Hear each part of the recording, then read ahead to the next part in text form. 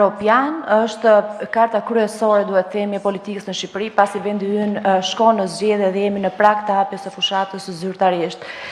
Kemi një deadline dhe të paktën një qëndrim të zotit Rama, të kryeministit, i cili drejtonte majorancën socialiste, i cili thoshte që vetëm Partia Socialiste mund ta dërgojë Shqipërinë në Bashkimin Evropian deri në 2030 dhe çdo rotacion politik mund ta pengojë. Pyetja për ju është: a e ngadalson rotacioni politik integrimin e Shqipërisë? Ndërkohë për ju, kryeministër, cili është qëndrimi juaj përsa e përket tarifave të vendosura nga administrata Trump, dhe a ka bërë një analizë qeveria se si mund të ndikojë, pasi të paktën deri më tani përflitet për luatë tregje financiare, ndikimi që mund të ketë në Bashkimin Evropian, por edhe ndikimi që mund të ketë në Shqipëri për shkak të importeve, mund të ketë rritje çmimesh, dhe nga ana tjetër, a kemi një negociatë drejt për drejt nga ana e Shqipërisë me administratën Trump? Faleminderit. Thank you.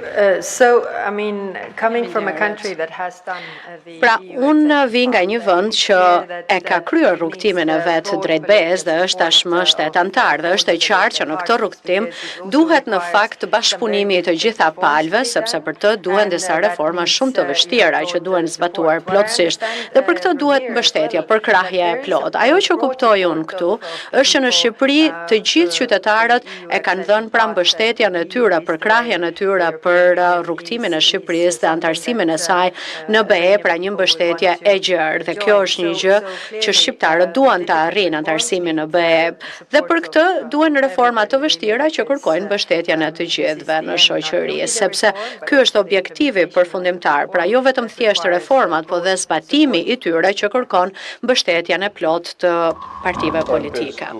Përpara ca kohësh i bët një pyetje ambasadorit të BE-s, e pastaj disa pasqyra e morën përgjigjen që ishte përgjigjja e vetme dhe më normalja e mundshme nga ambasadori, dhe e kthyen sikur ambasadori kishte thënë që deklaratat e mia nuk janë në përputhje me çfarë mendon Bashkimi Evropian. Tani unë nuk di çfarë prisni ju kur pyesni Bashkimin Evropian lidhur me çfarë ndodh këtu në aspektin elektoral. Përgjigja është e vetmja dhe e ditur botërisht. Bashkimi Evropian nuk vendos kush fiton dhe kush humbet zgjedhjen në Shqipëri, dhe as nuk lidh politikën e vet me kush zgjidhet në Shqipëri. Kjo është elementare.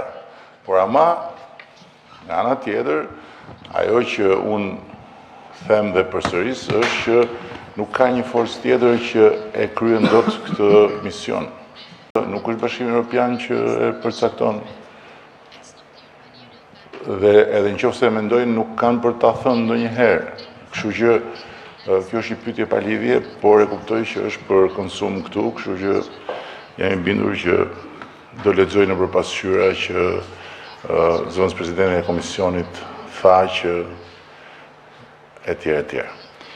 Po kjo është puna juaj, ne jemi vend i lirë demokratik, shkruani çfarë doni në 11 maj, pastaj do thoni atë që do thonë edhe qytetarët. Në ndërkohë që për sa i përket pyetjes tjetër, unë nuk kam asnjë koment për këtë, s'kemi asnjë shqetësim lidhur me atë temë. Qasja jonë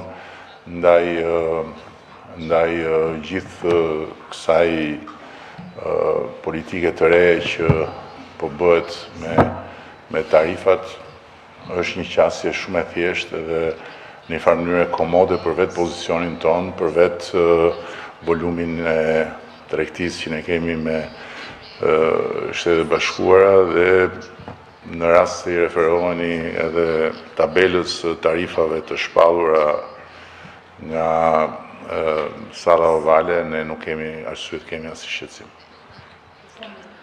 Përshëndetje, Ermal Qori nga televizioni Vision Plus. Pyetja e parë është për zëvendës presidenten. Bashkimi